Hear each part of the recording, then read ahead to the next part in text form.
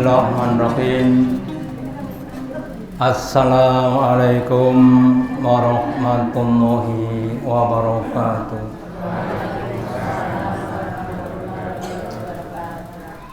Alhamdulillahilladzi at'amana bi nikmatil iman wal islam. Asyhadu an la ilaha illallah wahdahu la syarikalah wa asyhadu anna Muhammadan abduhu wa rasuluhu la nabiyya wa la rasula ba'dah.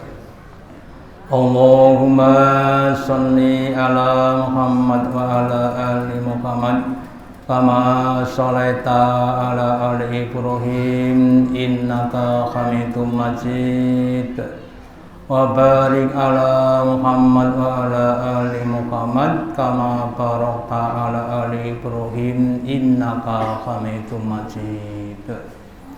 Qala Allahu ta'ala fi kitabihil karim. A'udzu billahi minasy syaithanir rajim. Ya ayyuhalladzina amanu ittaqullaha haqqa tuqatih wa la tamutunna illa wa antum muslimun. Wa qala Rasulullah sallallahu alaihi wasallam innamal a'malu bi khawatimi. Bapak Ibu hadirin yang dirahmati Allah Ta'ala, yang pertama dan utama, marilah kita selalu meningkatkan kesyukuran kita, keimanan dan ketakwaan kita kepada Allah Ta'ala dengan menjalankan perintah-perintahnya dan menjauhi larangan-larangnya. Dan jangan sampai kita meninggal dunia kecuali dalam keadaan Islam, dalam keadaan iman, dalam keadaan takwa kepada Allah Ta'ala. Karena Nabi bersabda innamal a'malu bi khawatimi, yang artinya bahwa amal-amal kita itu tergantung pada tutupannya, tergantung pada akhirnya. Kalau kita bisa mengakhiri hidup kita dengan kebaikan, insya Allah kita akan mendapatkan husnul khotimah yang menyebabkan kita masuk ke dalam jannah. Sebaliknya kalau orang itu mengakhiri hidupnya dengan kekafiran, setelah iman kemudian balik kafir, maka dia akan mendapati su'ul khotimah. Dan semoga kita semuanya termasuk hamba Allah Ta'ala yang diberi husnul khotimah, dijauhkan dari su'ul khotimah. Amin. Selanjutnya marilah kita lanjutkan pengajian kita tentang perjalanan hidup insan kamil. Kemarin sudah saya sampaikan bahwa sebagian sifat dari insan kamil adalah mampu untuk iktiraf, mampu untuk mengakui kesalahan yang telah dibuatnya. Kemudian apa? Minta ampun kepada Allah Ta'ala. Maka dalam sebuah hadisnya Rasulullah Muhammad SAW saja orang yang maksum dalam hal untuk bertobat dan minta ampun satu hari tidak kurang dari 70 kali. Nabi bersabda, wallahi demi Allah, inni la astaghfirullah wa atubu ilaihi, sungguh aku Nabi Muhammad itu minta ampun kepada Allah dan tobat kepadanya fi yaumi akthara min sab'ina maratan, sehari itu lebih dari 70 kali. Itu kanjeng Nabi yang sudah maksum. Lah kita belum maksum, baru makmum, gitu. Maka kita seharusnya istighfarnya lebih banyak dibanding dengan Nabi. Ya mungkin 100 kali atau 200 kali atau yang lainnya, karena dosa kita lebih banyak, ya. Makanya sekali lagi berlatih untuk iktiraf, mengakui kesalahan. Tidak ada orang yang tidak pernah salah, ya. Tapi yang paling baik adalah orang yang ketika salah itu mau mengakui kesalahannya dan kemudian minta ampun kepada Allah Ta'ala, ya. Terus kemudian di hadis yang lain Nabi bersabda, Innallaha azza wa jalla, sesungguhnya Allah dan yang maha gagah dan luhur, layak balu taubatan abdi, sungguh akan menerima tobatnya hamba malam yugorgil, selama rohnya belum ada di tenggorokan, ya. Kalau masih di kaki belum, ya, rohnya di kaki nopo tenggorokan, ya, masih di kaki itu masih bertobat, masih diterima. Tapi udah sampai di sini fitnahan dibuka, ya. Kalau roh sampai di sini belum, ya, nah, uang sama pahala pilih pundi?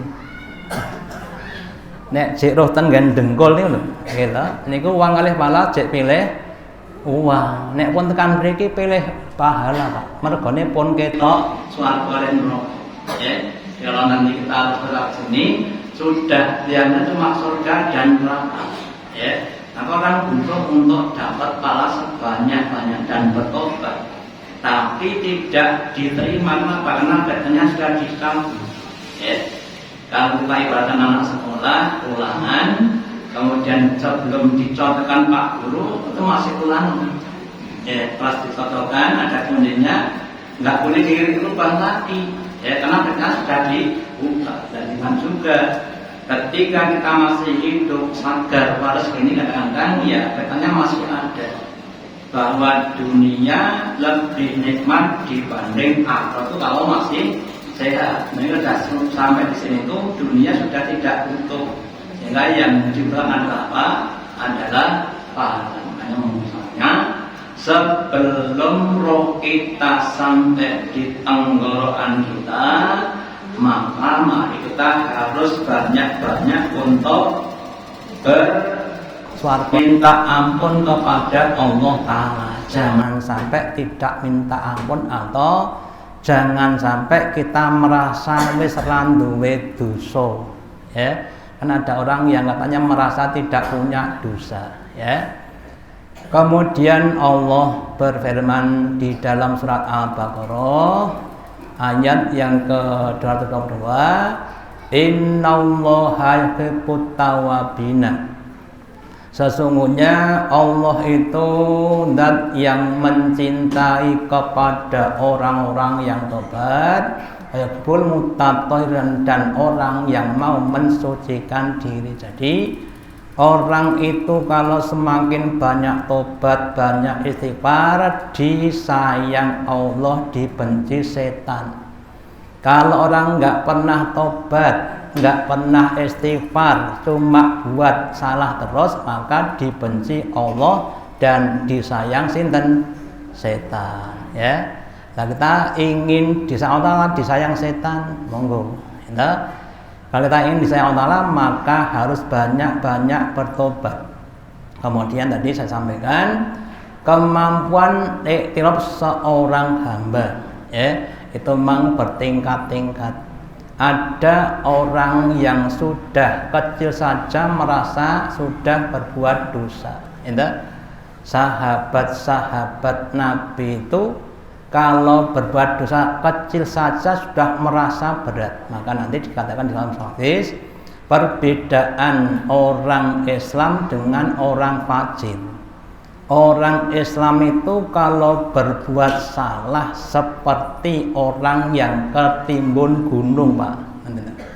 Ya, merasa berat. Tapi orang munafik kalau seperti lalat yang gap di hidungnya, kemudian gesah ini sudah selesai, ya. Jadi kalau kita orang beriman, mari kita menganggap bahwa dosa-dosa itu adalah beban-beban kita, sehingga jangan sampai diulang-ulang, ya.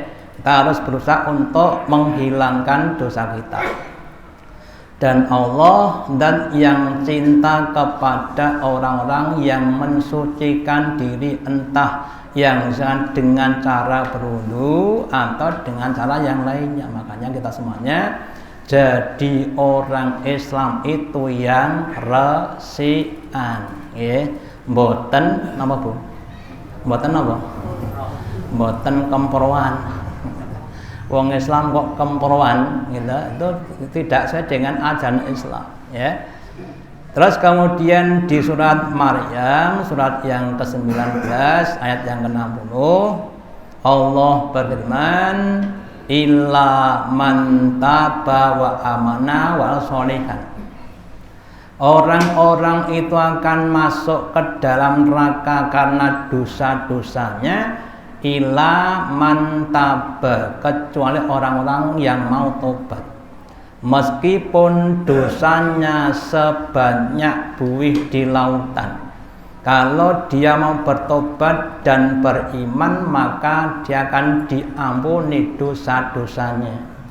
Kemudian iman itu diwujudkan dengan amal yang soleh, wa amila solihan, dan mengerjakan amal-amal soleh, amal yang ditunjukkan, dituntunkan, diperintahkan oleh Allah dan Rasulnya, dan amal yang bisa memberikan manfaat kepada siapapun, entah itu ibadah ubudiyah, sholat, zikir, membaca Quran, atau ibadah muamalah, membantu tetangganya, membantu ibunya, ya, atau yang lainnya. Faulaika yadkhuluna jannah, maka mereka itulah orang yang akan masuk ke dalam surga. Jadi kita semuanya kalau sudah berbuat salah, terus kemudian tobat dan beriman, meningkatkan imannya, meningkatkan amal solehnya, menyibukkan diri dalam berbagai macam kebaikan-kebaikan, ya. Walayat lamu nasean, dan Allah tidak akan mengurangi atau mengurangi sedikit pun. Allah tidak akan mengurangi pahala kita dan tidak akan menambah dosa kita. Bahkan sebaliknya, Allah akan menambah pahala kita dan Allah akan mengurangi dosa-dosa kita. Ada orang beli makanan harganya 7.500, ya. Terus uangnya 10.000, kan harusnya dikasih uang kembalian 2.500, ya. Terus dibaliknya 5.000, kan kakean, ya ora apa-apa to peken kono, alhamdulillah. Kalau dikembalikan 1.000, nah, itu namanya kurang, namanya dolim. Lah Allah tidak akan mendolimi hambanya, bahkan melipat gandakan, ya. Terus kemudian ada satu quote, ya, ada satu kata hikmah, tobat adalah obat bagi dosa dan hal yang dibuat, ya. Jadi obat kita, obat dosa dan hal kita adalah tobat, ya. Di tobat adalah obat bagi dosa dan salah yang dibuat. Makanya kita semuanya harus banyak-banyak minum obat namanya tobat, biar apa? Dosa kita semakin hilang, ya. Jadi jangan sampai tidak banyak tobat. Terus kemudian yang selanjutnya Bapak Ibu, perintah untuk berislam dengan lebih sempurna, ya.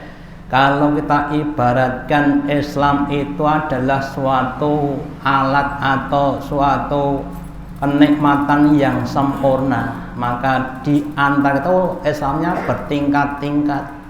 Ada yang baru 20%, ada yang 30% dan seterusnya, gitu. Zaman dulu tuh kita Islamnya sing penting sholat 5 waktu, gitu. Sholat yang penting madhep ulun Allahu Akbar, alhamdulillah. Kita pada zaman dulu. Nah, kemudian kita akan semakin bagus, semakin sempurna dengan kita mengaji. Makanya kemudian di dalam suatu hadis Nabi bersabda, ya Adi bin Hatim, Nabi menasihati kepada sahabat namanya Adi bin Hatim. Aslim taslam. Islamlah kamu, kamu akan selamat. Semakin kau Islam maka kamu akan semakin selamat. Contoh Pak, dalam hal nopo, dalam hal makan lah, sering saya sampaikan dalam makan. Kalau kita makan dengan Islam, makannya barang yang halal, barang yang thayyib, tidak berlebihan, pakai tangan kanan, bismillah, ya, akan selamat, ya. Tapi kalau nggak Islam, malah tidak halal-halalan, golek haram yang angel kok. Akhirnya makan barang yang haram, sudah haram, tidak thayyib. Kemudian apa? Kemudian berlebih-lebihan. Kemarin saya punya murid sakit liver. Ternyata apa? Kebiasaannya tiap malam tuh ngombe kopi mik cuma 4, Pak. Kopi mik cuma 4, ngelejet tekannya. Itu tiap malam. Akhirnya kemudian kena livernya, itu namanya kan nggak thayyib gitu loh, gitu. Jadi kalau kita semakin Islam semakin selamat. Didik anak juga begitu. Didik anak dengan Islam dia akan jadi anak yang soleh solihah, gitu, ya. Tapi kalau nggak dengan Islam, maka akan jadi anak yang toleh, anak yang pembangkang. Nah, dengan juga kita dengan yang lainnya, mencari nafkah, jualan juga begitu. Semakin kita berislam akan semakin selamat, ya. Terus kemudian Adi berkata, wa mal Islam, dan apa Islam wa Rasulullah, ya. Terus Rasul bersabda, Islam itu adalah tashhadu alla ilaha illallah, bersaksi, menyaksikan, mengakui bahwa tidak ada ilah, tidak ada sesembahan yang pantas dipuja, dipuji, disanjung kecuali Allah. Kenapa? Karena itu zat yang maha kuasa, zat yang maha kaya, zat yang maha segala-galanya. Sedangkan berarti enggak pantas dipuja. Kenapa? Enggak punya kemampuan apa-apa. Nah, wa ani rasul, dan aku Muhammad sebagai Rasulullah Ta'ala. Yaitu harus yakin Muhammad sebagai utusan Allah Ta'ala yang diutus kepada kita untuk memberikan pencerahan bagaimana caranya beribadah kepada Allah Ta'ala dan sebagainya. Wa tu'minu bil aqdari kulliha, dan yang ketiga mengimani dengan qadarnya Allah semuanya. Khairah wa syarrah, baik itu qadar yang baik maupun qadar yang buruk, ya. Kalau mengimani qadar yang baik niku gampang, Pak. Pas diparingi awake sehat, duwite kathah, kongkon nampa dengan lega, gampang mboten? Gampang. Nek pas diparingi awake lara, ra ndedit. Pakai hutang pun, akan susah gitu loh. Nah, kita harus berusaha untuk memahami bahwa di balik kesusahan itu ada kemudahan. Innama ba'dal usri yusra. Murid saya sering ngeluh, Bang, kadang-kadang pas pelajaran susah itu bilang, "Ustaz, susah, Ustaz. Kamu dulu itu waktu umur setahun makan tuh susah. Sekarang mudah." Lah kenapa? Latihan kan. Kita waktu umur setahun tuh makan susah apa mudah? Susah, nggak bisa makan. Ya, yang keluar sama yang masuk banyak yang keluar. Sekarang gelangan belum, Bang. Mergo saking ahli ini. Kita sapa. Makanya kita jangan begitu. Memahami, menerima yang susah itu tidak mudah, ya. Anak saya pernah berkata, ya, sama saya, "Aku ora seneng karo bapak nek ngene-ngene." Saya bilang, wong urip ngadepi rong perkara. Sing mbok senengi karo sing ora mbok senengi. Gitu. Yang kau suka dan yang tidak kau suka. Menerima yang kau suka itu semua orang bisa. Menghadapi yang tidak suka itu hanya orang luar biasa yang bisa. Gitu. Nampa sing ra disenengi mboten saben wong saged. Hanya orang-orang yang luar biasa yang bisa. Pertanyaannya, kita jadi wong biasa apa luar biasa? Pripun Bu? Biasa apa luar biasa? Nah. Ya biasa nggih gajine gaji biasa nggih. Gaji biasa pegawai 5 juta akeh men nggih. 3 miliar akeh men ya. Orang-orang yang luar biasa ya. Kemudian khuluwaha wa maruha, baik itu yang manis maupun yang pahit. Jadi menerima qadar Allah baik itu yang manis atau yang pahit. Ya. Punya anak soleh itu nyenengke. Ngerti Pak? Punya anak nakal niku luweh nyenengke. Kenapa? Karena pahalanya semakin besar, gitu loh. Ya, jadi kita memahami duwe anak soleh itu seneng, mergone manut to. Ning ganjarane sithik. Mergone gampang. Nek duwe anak nakal, niku luwih nyenengke. Kenapa? Luwih angel kok. Gitu. Nah, luwih akeh pahalane, ya. Ali bin Abi Thalib berkata, kalau saya berdoa dikabulkan, saya tuh seneng. Kalau nggak dikabulkan, lebih seneng. Gitu. Kenapa bisa begitu? Karena kalau saya berdoa dikabulkan itu berarti saya terpenuhi kebutuhan saya. Tapi kan menurut pemikiran saya, ya. Kalau nggak dikabulkan, itu menurut pemikiran Allah yang lebih bijak dibanding dengan saya. Orang sakit niku sing disuwun apa? Mari Bu nggih. Nek ora diparingi mari-mari. Susah. Padahal itu kan proyek besar loh. Wong lo itu kan proyek besar, pahala besar kalau sabar. Nanti kalau sudah di akhirat sana Bapak Ibu, orang-orang ahli sehat itu mirip dengan ahli musibah. Kenapa? Allah akan berikan pahala yang besar kepada orang yang ahli musibah. Artinya ketika di dunia banyak sakitnya. Ya. Bahkan ahli akhirat itu akan meri, gitu loh. Gitu. Makanya kita harus apa? Husnudon, gitu, ya. Dikasih sakit, alhamdulillah. Gitu. Harus merasa senang, gitu loh. Gitu. Gini ngerasa sehat senang kabeh wong sakit. Kalau sakit senang itu tidak setiap orang bisa. Makanya pentingnya latihan untuk menerima qada dan qadarnya Allah Ta'ala. Ya. Terus kemudian berikutnya Allah berfirman di dalam surah Al-Baqarah, ya ayyuhalladzina amanu udkhulu fis silmi kafah. Wahai orang-orang beriman, masuklah kamu ke dalam dengan kafah, totalitas 100%. Dari ujung rambut sampai ujung kaki harus Islam. Makannya, tidurnya, berkeluarganya, bertetangga semua dengan cara-cara yang Islam. Wala tatabu khutuwat syaitan, dan jangan engkau mengikuti cara, sistem, tingkah laku setan. Setan itu yang tidak Islam. Contohnya apa? Contohnya kalau kita makan pakai tangan namanya Islam. Nabi bersabda kul biyamin, ya, makan kamu dengan tangan kanan. Terus kalau makan pakai tangan kiri itu setan. Nabi bersabda inna syaitona ya'kulu wasabbu bisimalihi.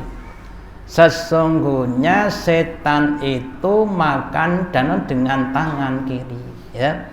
Nah, kalau pas begini Islam setan begini, nah, berarti 50% Islam 50% setan, gitu. Gitu. Tidur miring kanan Islam, tidur tengkurap setan, ya. Itu ada begitu. Lah kalau Islam menimbulkan manfaat, kalau setan menimbulkan mandorot, ya, atau yang lainnya, ya. Kita cari rezeki juga begitu, halal haram, halal Islam, haram setan, gitu. Ya. Terus pas marah kemudian diredam berarti Islam. Pas malah dilampiaskan berarti setan, ya. Lah kalau kita seandainya Islamnya 80% berarti setannya 20%, selamatnya 80% tadi, gitu. Kalau Islamnya cuma 40%, ya setan 70% itu wow, ya masih banyak setannya, ya. Makanya kita semuanya harus semakin Islam. bertetangga Islam. Gimana tetangga Islam? Nabi bersabda, mayu minul bilayon kan fal yukrim jarahu, barang siapa yang beriman pada akhir hendaklah kamu berbuat baik kepada tetanggamu. Ya, jangan kau ganggu tetanggamu, paling adalah tetanggamu meskipun dengan kikil kambing. Ya, itu dikasih tetangga kita itu begitu. Ya, namanya Islam begitu. Ya, dengan anak juga begitu, dengan itu juga begitu. Ya, lah semakin kita bak Islamnya, maka semakin kita akan selamat, dan sebaliknya kalau kurang Islam ya kurang selamat. Ya, contohnya gini, orang itu kan kadang-kadang kan bosan wang sinawang, gitu, wah kayak urepe penak, bondono kah urung karuan, gitu. Kadang-kadang orang belumnya kadang-kadang hatinya orang limo, ya belum punya rasa namanya qanaah. Ya, halnya tapi nggak kasih qanaah maka dia akan seperti setan, gitu. Ya, makanya kita semuanya harus semakin masuk ke dalam Islam dengan semakin sempurna. Jangan mengikuti langkah-langkahnya setan. Kenapa? Karena setan itu bagi kamu adalah musuh yang nyata. Innahu lakum atumubin. Musuh itu dirangkul apa dipukul? Pripun, Pak? Mungsuh niku dirangkul apa dipukul?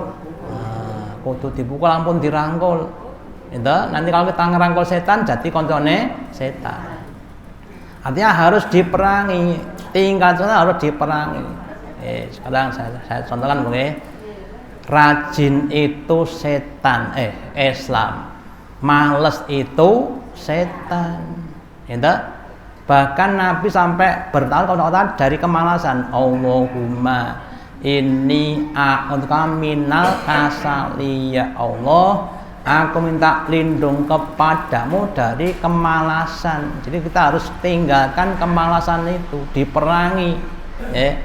Mau bangun subuh kok rodok males toh gila. Kemudian harus diperangi. Terus ada niatan yang kuat, kudu tangi. Gitu? Harus tangi. Kalau kita nggak tangi, namanya apa? Kita kalah dengan setan. Maka Nabi bersabda, ketika kita tidur diikat dengan 3 ikatan. Ya, ketika kita bangun ikatan yang pertama putus. Ya, terus kok jam loro toh. Kemudian apa? Turu meneh, ya ikat lagi.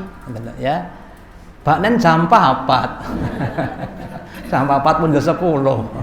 Turu meneh tangi jam 6 Pak kita. Gitu.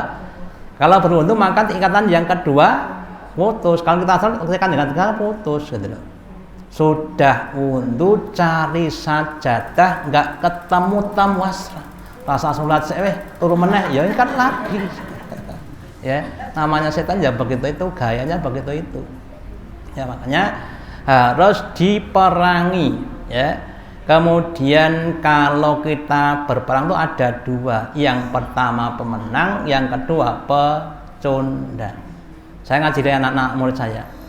Pemenang tuh begini, pecundang tuh begini. Ya, pemenang tuh mulia, pecundang itu hina. Ya, kamu pilih mulia apa hina? Ya, mulia jangan kocap dengan kata-kata. Ya, tapi dengan karya nyata. Gitu. Kenapa? Karena kata-kata tanpa karya nyata adalah ucapan atau kebohongan belaka. Ya. Menang nopo kalah, mulia nopo hina, jempol nopo jendek. Itu kita masukkan di sini, ya. Jadi kalau kita mau menghadapi setan, menang atau kalah.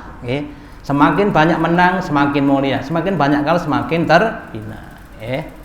Terus agama yang adalah hanya Islam. Meskipun di dunia banyak agama, tapi dia cuma ada Islam. Oh, berfirman di dalam surat Al-Imran, inna dina indallahil Islam. Agama yang ada di hadapan Allah itu hanya Islam. Sejak zaman Nabi Adam sampai Nabi semua agamanya Islam. Berserah diri kepada Allah Ta'ala, mengajarkan konsep ketauhidan, konsep bahwa Tuhannya cuma satu.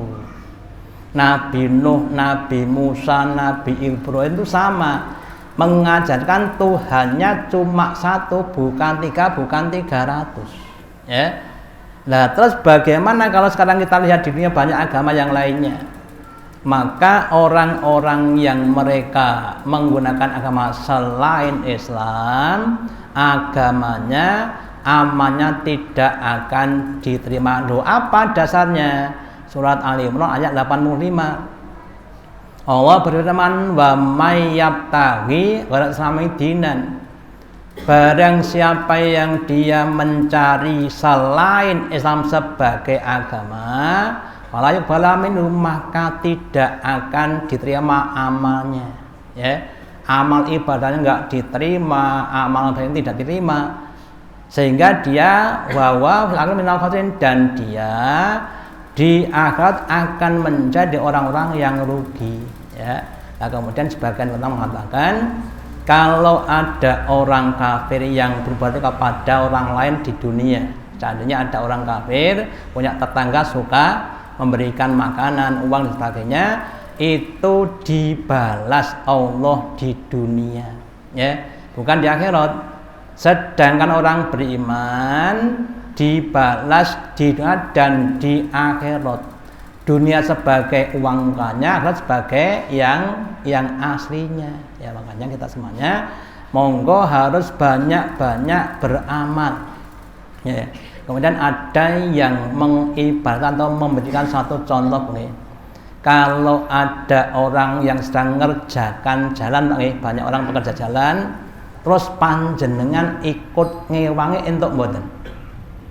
Entuk mboten?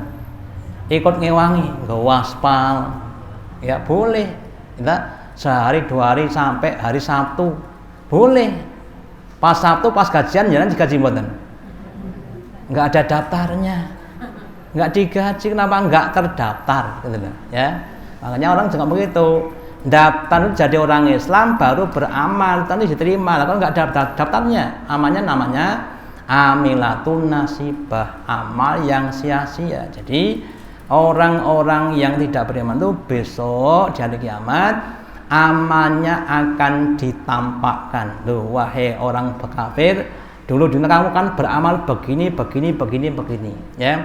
Pahalanya begini. Tapi kalau kamu nggak iman, terus dihancurkan di depannya, ya. Itu dihancurkan, nggak diberikan. Bagaimana rasa hatinya diharapkan, tapi kemudian tidak diberikan, dihancurkan. Kenapa? Karena tidak berislam. Makanya kita semuanya harus bersyukur kepada Allah, kita diberi nikmat Islam. Semoga nikmat ini ditetapkan Allah kepada kita sampai akhir hayat, jangan ada yang murtad. Mungkin dengan dapat saya sampaikan, semoga ada manfaatnya. Allahumma taqabbal minna innaka antas samiul alim wa tub alaina innaka antal hakim. Kita akhiri dengan doa majelis. Subhanaka wa bihamdika asyhadu alla ilaha illa anta astaghfiruka wa atubu ilaik. Wassalamualaikum warahmatullahi wabarakatuh.